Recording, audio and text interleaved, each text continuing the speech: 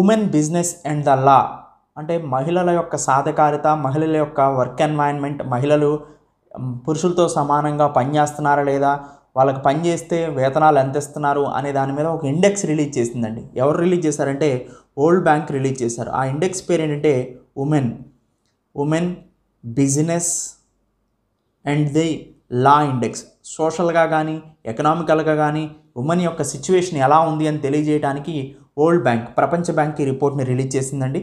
So significant step ఏంటంటే దీంట్లో India యొక్క స్కోరు 74.4% వచ్చిందండి ఉమెన్కి సంబంధించి 100కి.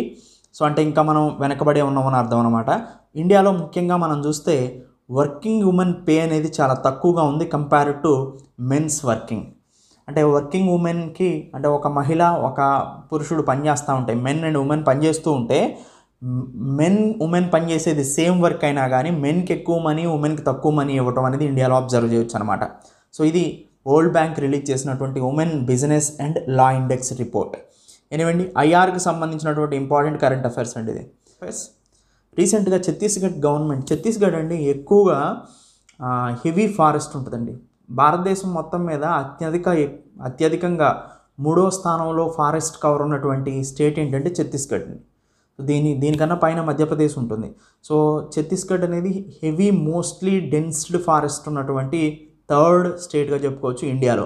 అయితే రీసెంట్గా ఛత్తీస్గఢ్ గవర్నమెంట్కి సంబంధించి చీఫ్ మినిస్టర్ రీసెంట్గా ముఖ్యమంత్రి వికాస్ సంపద యోజన లేదా ముఖ్యమంత్రి వృక్ష సంపద యోజన MVSYని లాంచ్ చేయడం జరిగిందనమాట. వరల్డ్ ఫారెస్ట్ డేని పురస్కరించుకొని ముఖ్యమంత్రి వృక్ష సంపద యోజనని లాంచ్ చేశారు. దీని యొక్క ముఖ్య ఉద్దేశం ఏంటంటే 5 ఎకరాలు ఉన్నటువంటి ల్యాండ్ ఉన్నటువంటి వాళ్ళు ఎవరైతే ఉన్నారో వాళ్ళు ట్రీ కవర్ని పెంచడానికి వాళ్ళకి కావాల్సినటువంటి సదుపాయాలని గవర్నమెంట్ కనిపిస్తుంది అనమాట. 5 ఎకరాల కన్నా ఎక్కువగా ఉన్నటువంటి రైతు ఉండడానికో వాళ్ళకి 50% ఫినాన్షియల్ సబ్సిడీతో చెట్లు పెంచడానికి కావాల్సినటువంటి ఇన్వెస్ట్మెంట్ని ఆ గవర్నమెంటే ప్రొవైడ్ చేస్తుంది. సో రీసెంట్గా చెట్లు పెంపకం గురించి అంటే ముఖ్యమంత్రి వృక్ష సంపద యోజన లాంచ్ చేసినటువంటి స్టేటు ఛత్తీస్గఢ్. సో అదండి విషయం. సో ఎనీవే అండి జియోగ్రఫీకి సంబంధించినటువంటి ఇంపార్టెంట్ కరెంట్ అఫైర్స్ ఇది. నెక్స్ట్ కరెంట్ అఫైర్స్, రీసెంట్గా USA ఒక రిపోర్ట్ని రిలీజ్ చేస్తుందండి. 2022 country reports on human rights practices. So 2020 country reports on human rights practices. So దీంట్లో భాగంగా మనం గమనించినట్టయితే US స్టేట్ డిపార్ట్మెంట్ దీన్ని రిలీజ్ చేసింది. ప్రపంచవ్యాప్తంగా హ్యూమన్ రైట్స్ ఎలా ఉన్నాయో ఇది అనలైజ్ చేసింది. ఇండియా చూస్తే ఇండియా మీద కొన్ని క్లెయిమ్స్ చేసిందండి. ఏంటంటే ఇక్కడ హ్యూమన్ రైట్స్ ఇష్యూస్ ఉన్నాయని, తర్వాత రిలీజియస్ మైనారిటీ, మతపరంగా మైనారిటీ వాళ్ళు ఎవరైతే ఉన్నారో వాళ్ళ మీద దాడులు జరుగుతున్నాయని, జర్నలిస్టుల మీద దాడులు జరుగుతున్నాయని, ఫ్రీడమ్ ఆఫ్ ఎక్స్ప్రెషన్స్కి కొన్ని రిస్ట్రిక్షన్స్ ఉన్నాయని, సో ఇలాంటి కొన్ని అభియోగాలని ఇండియా మీద మోపింది ఈ రిపోర్ట్. ఆ రిపోర్ట్ ఏంటంటే country reports on human rights practices 2022 release చేసింది United States of America. International రిలేషన్కి సంబంధించినటువంటి important current. So next current affairs, మనకి ఒక పేరు వినిపిస్తూ ఉందండి రీసెంట్గా. ఒక ఎథనిక్ గ్రూప్ అంటే ఒక ట్రైబ్స్కి సంబంధించినటువంటి ఎథనిక్ గ్రూపు, వాళ్ళు హోపీ అనే ఎథనిక్ గ్రూప్ అనమాట. వీళ్ళు USAకి సంబంధించిన వాళ్ళు. ఇప్పుడు USA ఉండే వాళ్ళంతా కూడా ఇంగ్లీష్ స్పీకింగ్ పీపుల్ అందరూ కూడా దాదాపు యూరోప్ నుంచి తరలి వచ్చిన వాళ్ళే అండి.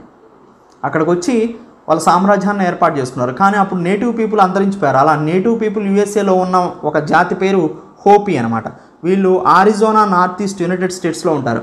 ఆరిజోనాలో ఇంతకుముందు ఇక్కడ ఉండేవాళ్ళండి. ప్రజెంట్ ఇప్పుడు ఈ ఆరిజోనాలో ఈ బెల్ట్లో వీళ్ళు నివసిస్తూ ఉన్నారు హోపీ అనే ప్రజలు. హోపీ అనే పదం వినిపిస్తే USAకి సంబంధించినటువంటి ఎథనిక్ గ్రూప్గా వీళ్ళని రికగ్నైజ్ చేయాలి. ఎవ్రీ ఇయర్ కూడా QS వరల్డ్ యూనివర్సిటీ అనేది ఒక సంస్థ ఉంటుంది. ఇది ఎడ్యుకేషన్కి పరమైనటువంటి ప్రాధాన్యతకి సంతరించుకొని ఏ కంట్రీలో ఎడ్యుకేషన్ ఇన్స్టిట్యూషన్స్ కానీ ఎడ్యుకేషన్ యూనివర్సిటీస్లో టాప్లో ఉన్నాయి, ఏ కంట్రీకి సంబంధించిన ఎడ్యుకేషన్ యూనివర్సిటీస్ ఆ కంట్రీని ముందు నిలిపినాయి అనే ఒక రిపోర్ట్ని రిలీజ్ చేస్తూ ఉంటుంది. రీసెంట్గా 2023లో కూడా ఈ రిపోర్ట్ రిలీజ్ అయింది. అయితే ఇండియా 2nd పొజిషన్లో ఉంది, చైనా 1st పొజిషన్లో ఉంది యూనివర్సిటీ ర్యాంకింగ్స్లో. అయితే ఇండియా నుంచి టాప్ పొజిషన్లో ఉంది IIT మద్రాస్ అండి. సో పెట్రోలియం ఇంజనీరింగ్ ఇక్కడ కోర్సు టాప్ పొజిషన్లో ఉంది. Indian School of Mines and University Dhanbad, తర్వాత IIT Bengaluru, IIT Kharagpur, IIT Delhi, University of Delhi, ఇవి టాప్ పొజిషన్లో ఉన్నాయి ర్యాంక్స్లో 2023లో. సో ఎనీవే చైనా నుంచి దాదాపుగా 99 యూనివర్సిటీస్ టాప్ పొజిషన్లో ఉంటే ఇండియా నుంచి 66 యూనివర్సిటీస్ ఉన్నాయండి. అంటే మనకన్నా కూడా ఏషియాలో ముందున్నటువంటి కంట్రీ ఎడ్యుకేషన్ పరంగా, యూనివర్సిటీ క్వాలిటీ ర్యాంకింగ్ పరంగా చైనా. దీన్ని రిలీజ్ చేసింది QS world ranking university 2023. Next current affairs. మనకు ఒక ఇంపార్టెంట్ స్కీమ్ ఉందండి. ఆ స్కీమ్ పేరు స్వామి. దీని అర్థం ఏంటంటే special window for affordable and mid income housing. Mid income ఉండేటువంటి పీపుల్ ఎవరైతే ఉన్నారో లేదా ఫ్యామిలీస్ ఎవరైతే ఉన్నారో, అంటే మిడిల్ ఇన్కమ్ మధ్యతరగతి కుటుంబాలు ఎవరైతే ఉన్నారో వాళ్ళు హౌస్లు కట్టుకోవాలి అంటే వాళ్ళకి లోన్స్ ప్రొవైడ్ చేయాలి. ఆ లోన్స్ని ప్రొవైడ్ చేయడం కోసం ఒక ఇన్వెస్ట్మెంట్స్ని పూల్ చేసి వాళ్ళకి లోన్గా సదుపాయాన్ని కల్పించడానికి ఉపయోగపడుతుంది అన్నమాట. సో అలా వచ్చినటువంటి ఒక ఇంపార్టెంట్ ఫండ్ స్కీమ్ ఏంటంటే స్వామి, special window for affordable and mid income housing investment fund 1. So ఇది మినిస్టర్ ఆఫ్ ఫినాన్స్ స్పాన్సర్ చేసిందండి ఈ ఫండ్ని. దీని యొక్క ముఖ్య ఉద్దేశం ఒకటే, మిడ్ ఇన్కమ్ కంట్రీస్ ఎవరైతే ఉన్నారో లేదా మిడ్ ఇన్కమ్ వచ్చేటువంటి ఫ్యామిలీస్ ఎవరైతే ఉన్నారో వాళ్ళకి అఫోర్డబుల్ హౌసింగ్ కట్టించడమే దీని యొక్క ముఖ్య ఉద్దేశం అనమాట.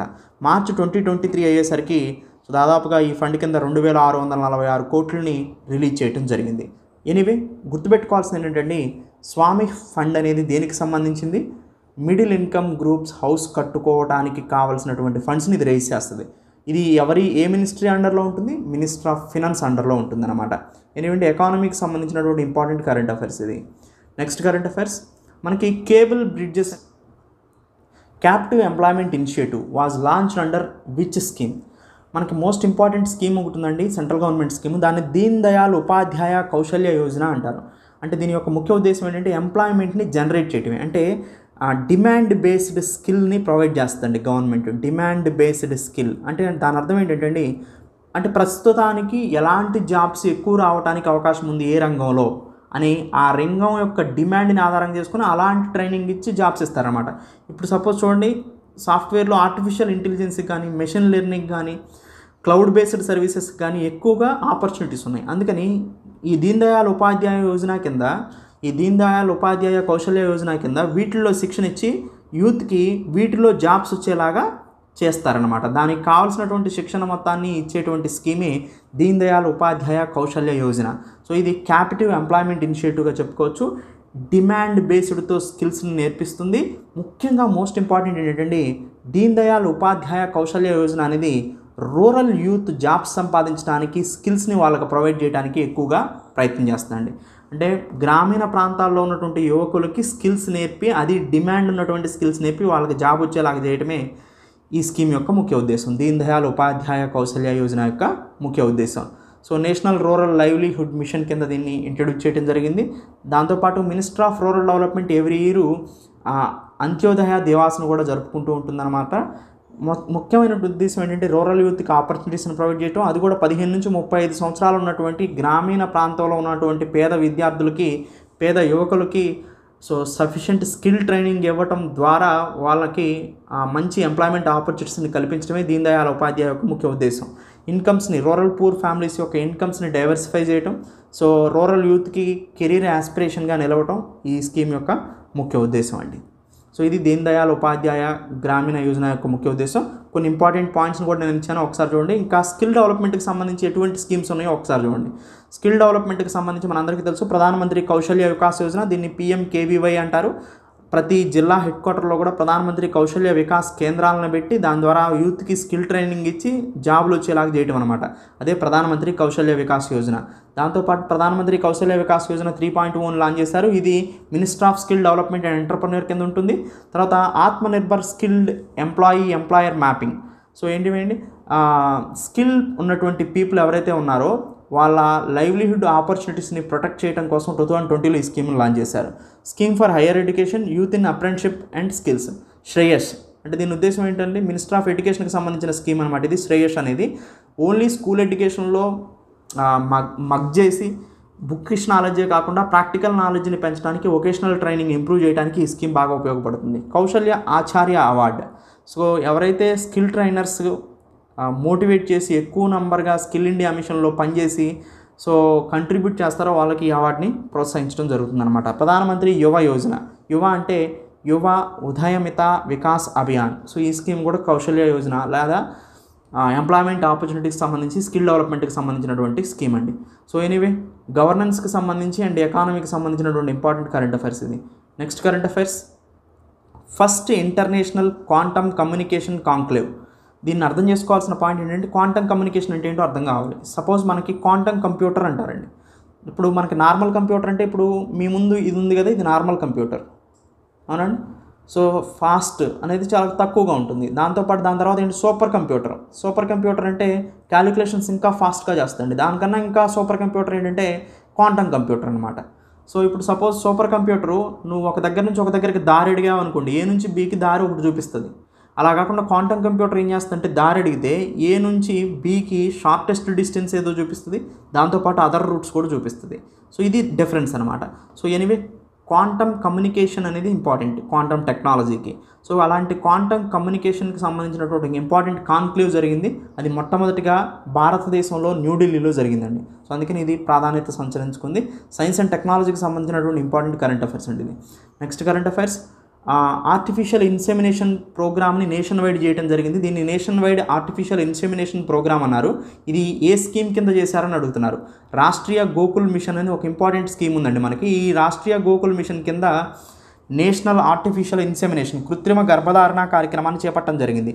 రాష్ట్రీయ గోకుల్ మిషన్ యొక్క ముఖ్య ఉద్దేశం ఏంటంటే మిల్క్ ప్రొడక్షన్ని పెంచడం, దాంతోపాటు ఇండిజీనియస్ బ్రీడ్స్ని ఇంప్రూవ్ చేయటం, దాంతోపాటు ఆర్టిఫిషియల్ ఇన్సెమినేషన్ ప్రోగ్రామ్ని వైడ్ రేంజ్లో తీసుకెళ్ళి ఎక్కువ పాల ఉత్పత్తిని పెంచడం, ఇవన్నీ కూడా most important aims of the Rashtriya Gokul mission అండి. So anyway Rashtriya Gokul machine యొక్క ముఖ్య ఉద్దేశం ఏంటి, లైవ్ స్టాక్ ఇండస్ట్రీని ఇండియాలో ప్రమోట్ చేయడం. ఎందుకంటే అగ్రికల్చరు అనుబంధ రంగం అంటే సో పశుపోషణ వస్తుందండి. అగ్రికల్చర్ అండ్ ఎలైడ్ యాక్టివిటీస్ అంటే ఏంటంటే పశుపోషణ ముఖ్యమైనది. చేపల పెంపకం, పశుపోషణ ఇవన్నీ కూడా.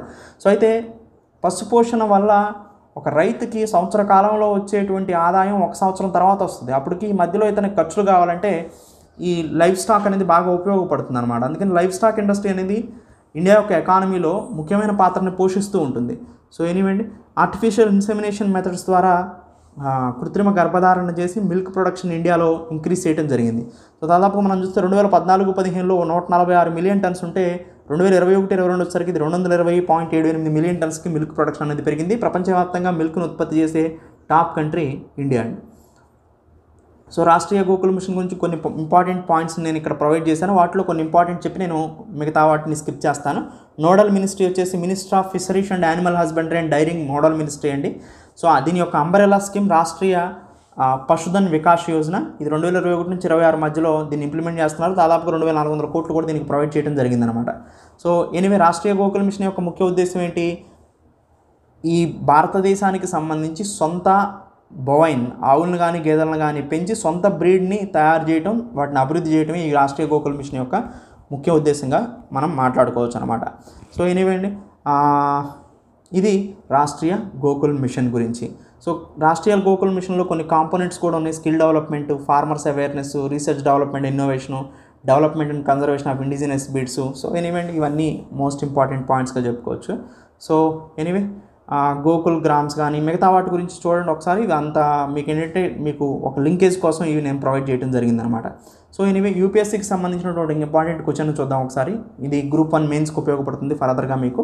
So livestock rearing has a big potential for providing non farm employment and income in rural areas. Discuss suggesting suitable measures to promote their sector in India.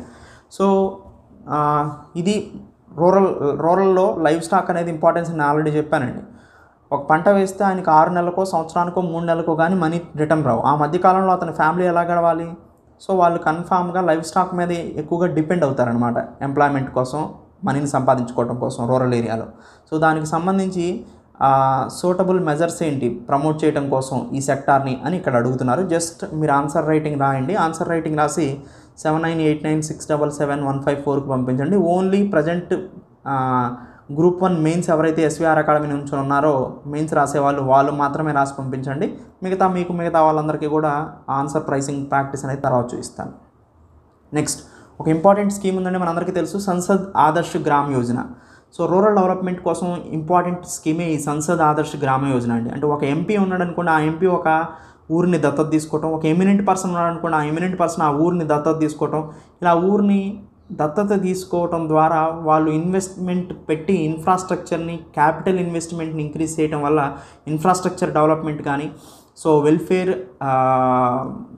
వెల్ఫేర్కి సంబంధించినటువంటి ఏవైతే వర్క్స్ ఉన్నాయో అవన్నీ కూడా సో చేయడానికి ఆస్కారం ఉంటుందన్నమాట. ఒక ఎమినెంట్ పర్సన్ కానీ, ఒక ఎంపీ కానీ ఒక గ్రామాన్ని దత్తత తీసుకొని ఆ గ్రామాన్ని డెవలప్ చేస్తే, ఆ డెవలప్ చేస్తున్న ఒక 4-5 సంవత్సరాలు దాన్ని డెవలప్ చేస్తారు, ఇంకొక 4-5 సంవత్సరాలు ఇంకో డెవలప్ చేస్తారు. అలా రూరల్ డెవలప్మెంట్ జరగడానికి అవకాశం ఉంటుందన్నమాట. ఇదే సంసద్ ఆదర్శ గ్రామ యోజన.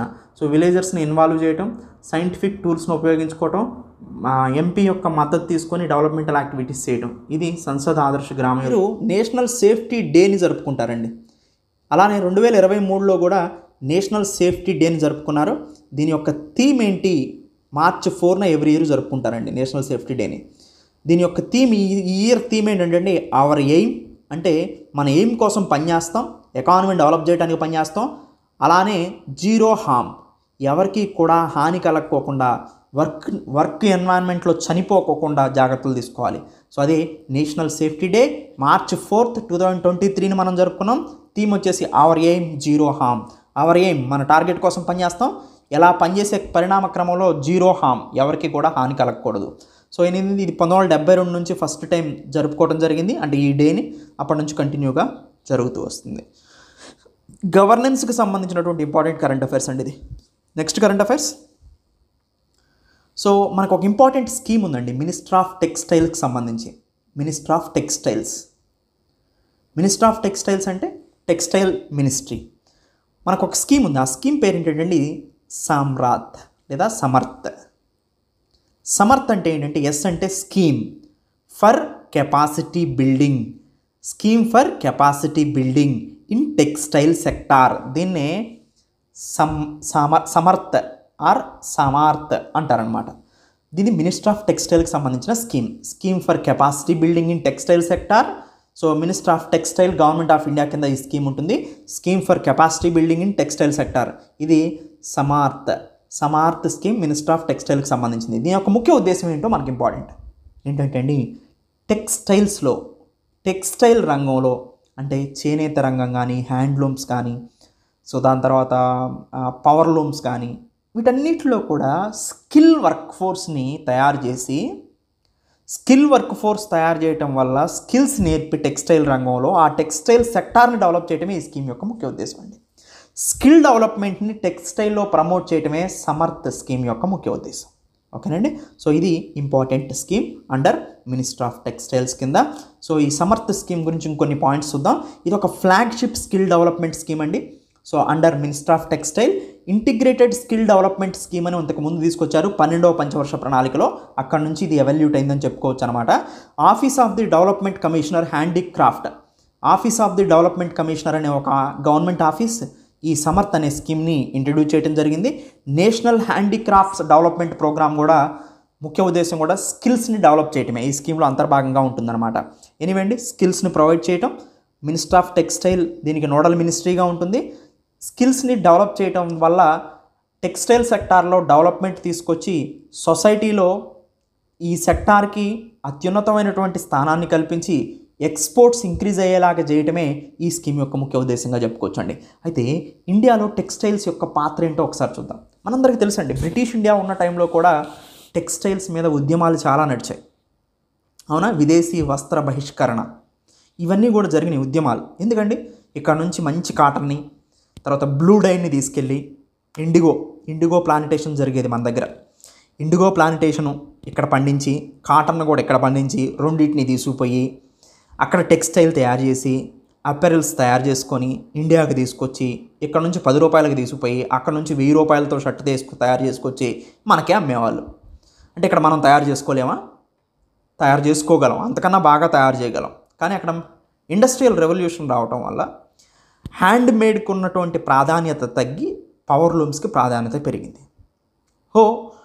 అంటే ఇక్కడ నుంచి మనకు అర్థమైంది ఏంటంటే, బ్రిటిష్ ఇండియా టైం నుంచి అంతకన్నా పూర్వం నుంచి కూడా టెక్స్టైల్స్ మీద డిపెండ్ అయ్యే వాళ్ళు చాలా ఎక్కువ మంది ఉన్నారని అర్థం. ఇండియాలో ఇప్పటికీ కూడా లార్జెస్ట్ ఎంప్లాయ్మెంట్ కంట్రిబ్యూషన్లో అగ్రికల్చర్ తర్వాత సెకండ్ పొజిషన్లో ఉంది textiles. 45 million peoples are depends on textile sector still now, అంటే దాదాపుగా ఇప్పటివరకు కూడా 45 మిలియన్ పీపుల్ దీని మీద డిపెండ్ అవుతూ ఉన్నారనమాట. సో అది మోస్ట్ ఇంపార్టెంట్. సో అంటే one of the largest employer ఎవరు, టెక్స్టైల్ సెక్టార్ అనేది. సో ఇది మోస్ట్ ఇంపార్టెంట్ అండి. సో దాంతోపాటు హ్యాండ్లూమ్స్, హ్యాండీక్రాఫ్ట్స్, సెరికల్చర్ ఇవన్నీ కూడా ప్రాధాన్యత సంచరించుకొని ఇండియాలో. సో ఇది టెక్స్టైల్ సెక్టార్ ఇండియా యొక్క ప్రాధాన్యత. ఇండియన్ ఎకానమీ డెవలప్ అవ్వడానికి టెక్స్టైల్ కూడా ఒక వన్ ఆఫ్ ది రీజన్గా చెప్పుకోవచ్చు. ఎందుకంటే ఎకానమీకి సంబంధించినటువంటి మోస్ట్ ఇంపార్టెంట్ కరెంట్ అఫైర్స్ అండి ఇది. నెక్స్ట్, సో ఇంకొక పాయింట్ ఉందండి, టెక్స్టైల్ సెక్టార్కి సంబంధించిన కొన్ని స్కీమ్స్ ఉన్నాయి, అవేంటో జస్ట్ టచ్ చేసుకొని వెళ్తాను నేను. Scheme for integrated textile park, దీన్ని SITP అంటారు. దీన్ని 2005లో లాంచ్ చేశారు. దీని యొక్క ముఖ్య ఉద్దేశం ఏంటంటే ఇన్ఫ్రాస్ట్రక్చర్ని ప్రొవైడ్ చేసి టెక్స్టైల్ ఇండస్ట్రీస్ని డెవలప్ చేయడం. Power tex India, power loom సెక్టార్ని డెవలప్ చేయడం, ఇది దీని యొక్క స్కీమ్ యొక్క ముఖ్య ఉద్దేశం. సిల్క్ సమగ్ర స్కీమ్, మనం సిల్క్ని అదర్ కంట్రీస్ నుంచి డెవలప్ చేసుకుంటున్నామండి, అలా కాకుండా సిల్క్ని ఇక్కడ తయారు చేసుకునే విధంగా ఈ స్కీమ్ ప్రమోట్ చేస్తుంది.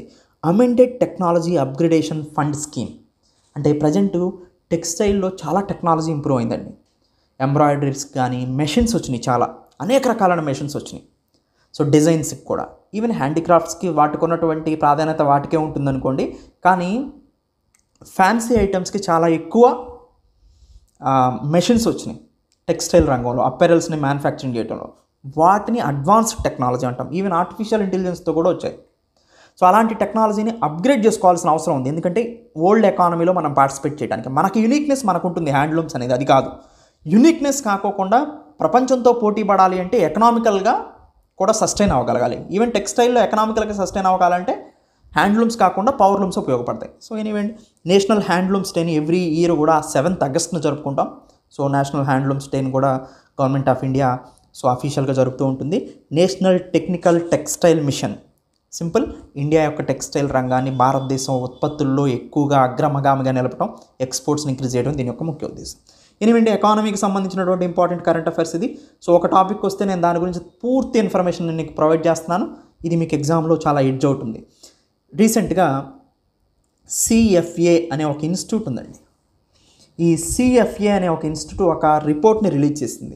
ఆ రిపోర్ట్ పేరు మైండ్ ది జెండర్ గ్యాప్. దీని పేరులోనే ఉందండి, జెండర్ అంటే అబ్బాయిలకి అమ్మాయిలకి మధ్యలో వ్యత్యాసం. అది సోషల్గానే కాదండి, ఎకనామికల్గా మోస్ట్ ఇంపార్టెంట్. అమ్మాయి వర్క్ చేస్తే 20,000 ఇచ్చి అబ్బాయి వర్క్ చేస్తే అదే పని 50,000 ఇస్తే అది ఎకనామికల్లీ జెండర్ గ్యాప్ అవుతుంది. దాన్ని తగ్గించడం మోస్ట్ ఇంపార్టెంట్. సో ఆ జెండర్ గ్యాప్ని ఎలా ఉంది అని తెలియజేసేటువంటి ఒక అనాలిసిస్ రిపోర్టే ఈ mind the gender gap report. ఇది రిలీజ్ చేసింది ఎవరండి? CFA institute. సో ఈ CFA ఇన్స్టిట్యూట్ దీన్ని లాంచ్ చేసింది.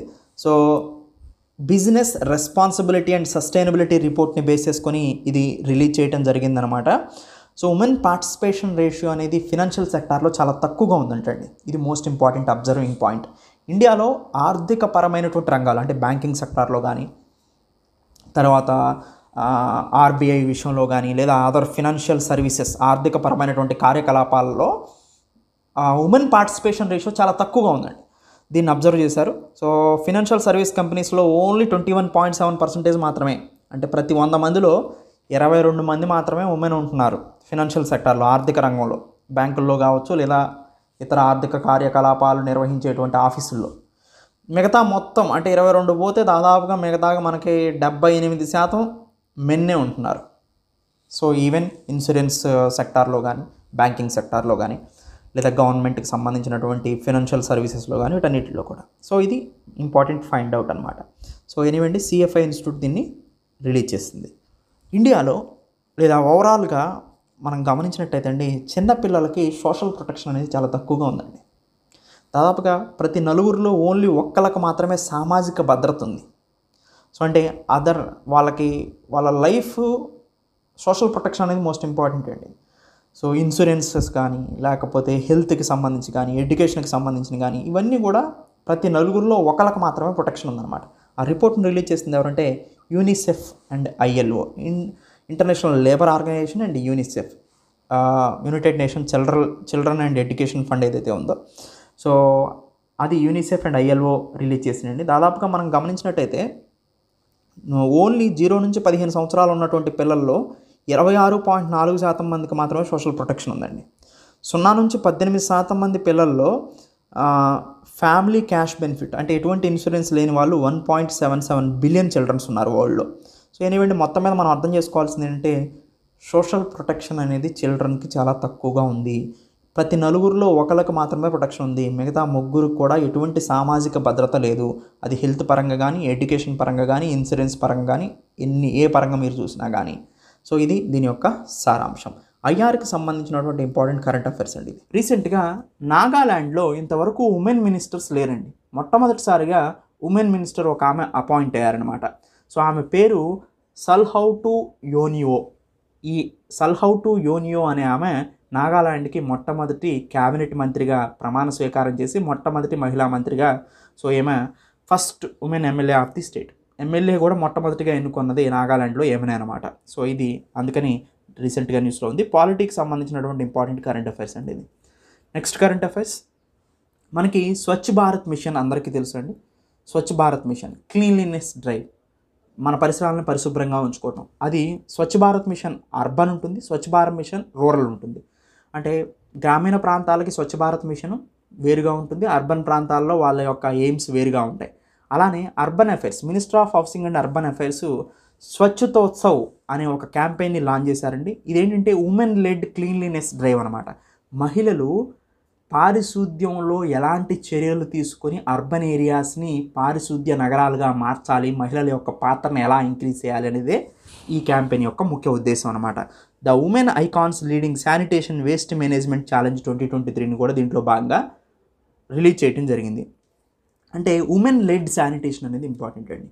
మహిళలు చర్యలు తీసుకుందే ఈ పారిశుద్ధ్యంగా నగరాలు మారవు. క్లీన్గా ఉండాలన్నమాట సిటీస్ అనేది. అది మహిళల పాత్రని దీంట్లో ఇంక్రీజ్ చేశారు.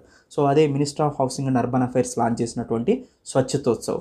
అయితే మనందరికీ తెలుసు అండి, స్వచ్ఛ భారత్ మిషన్ అనేది మోస్ట్ ఇంపార్టెంట్. దీంట్లో రూరల్, అర్బన్ అని 2 రకాలు ఉంటాయి.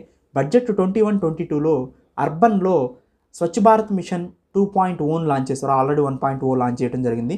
దీంట్లో భాగంగా 2021 నుంచి 2026 వరకు దాదాపుగా 1.41 లక్షల కోట్లతో స్వచ్ఛ భారత్ మిషన్ అర్బన్ అనేది జరుగుతూ ఉంటుంది.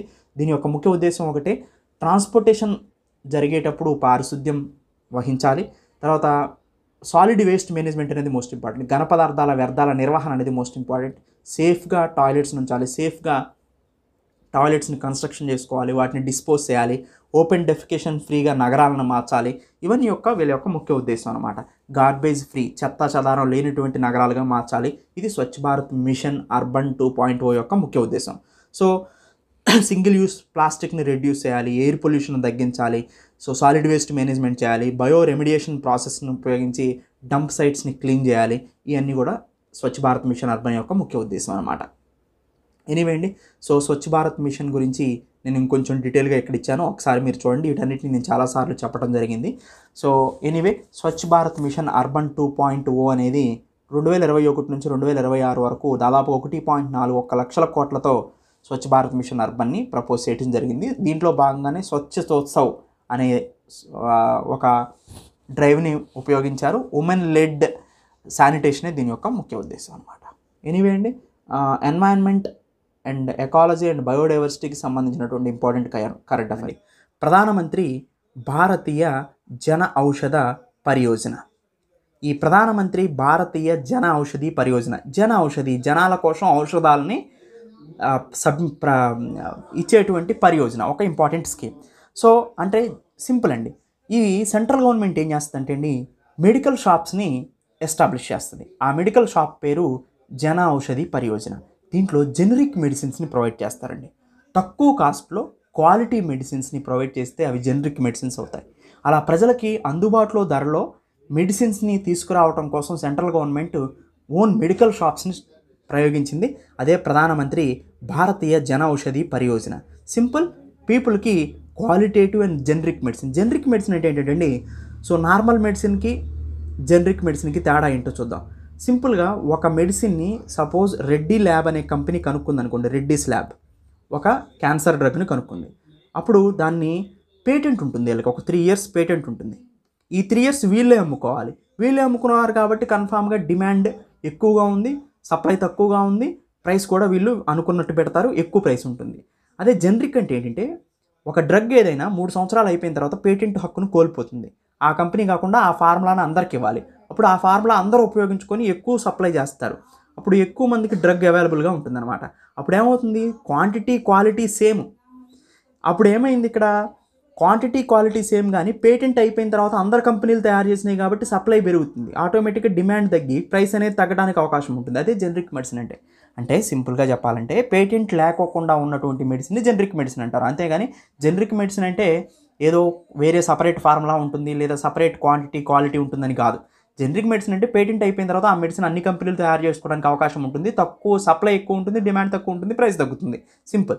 సో అలా జనరిక్ మెడిసిన్స్ని భారతదేశం మొత్తం కూడా ఎక్కువగా అందించడం కోసం ప్రధానమంత్రి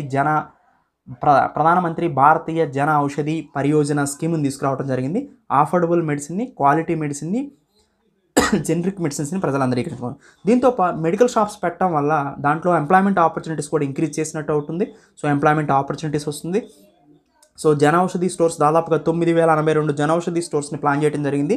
అయితే ఇది ఇంప్లిమెంట్ చేసేది ఎవరంటే pharma medical bureau of India. Pharma medical bureau of India ఈ ప్రధానమంత్రి భారతీయ జన ఔషధి పరియోజన స్కీమ్ని ఇంప్లిమెంట్ చేస్తుంది. ప్రధానమంత్రి భారతీయ జన ఔషధి పరియోజన అనేది pharma medical bureau of India manage చేస్తుంది, ఇంప్లిమెంట్ చేస్తుంది. ఇది ఏ మినిస్ట్రీ కింద ఉంటుందంటే minister of chemicals and fertilisers Pradhan Mantri Bhartiya జన ఔషధ పరియోజన స్కీమ్ని ఇంప్లిమెంట్ చేసే నోడల్ ఏజెన్సీ అనమాట. సో ఇది ప్రధానమంత్రి భారతీయ జన ఔషధి పరియోజన యొక్క ముఖ్య ఉద్దేశం. సో నేను ఆల్రెడీ చెప్పాను, ఒకటి జనరిక్ మెడిసిన్స్ని, క్వాలిటీ మెడిసిన్స్ని ప్రజలందరికీ సప్లై చేయటం. రెండోది మెన్సురల్ హెల్త్ సర్వీసెస్ని కూడా ప్రొవైడ్ చేస్తుంది. అంటే Jan Aushadhi Suvidha sanitary napkins. So గర్ల్స్కి నాప్కిన్స్ అనేది మోస్ట్ ఇంపార్టెంట్ అండి, శానిటరీ నాప్కిన్స్. సువిధ అనే పేరుతో జన ఔషధి కేంద్రాల్లో ఇవి లభిస్తూ ఉంటాయన్నమాట. సో ఇది ప్రధానమంత్రి భారతీయ జన ఔషధి పరియోజన యొక్క ముఖ్య ఉద్దేశం. గవర్నెన్స్కి సంబంధించినటువంటి ఇంపార్టెంట్ కరెంట్ అఫైర్స్ అండి ఇది. జల్ జన్ అభియాన్ అనేది రీసెంట్గా రాజస్థాన్ ఇనాగ్రేట్ చేసిందండి. ప్రైమ్ మినిస్టర్ నరేంద్ర మోడీ రాజస్థాన్లో జల్ జన్ అభియాన్ని స్టార్ట్ చేశారు.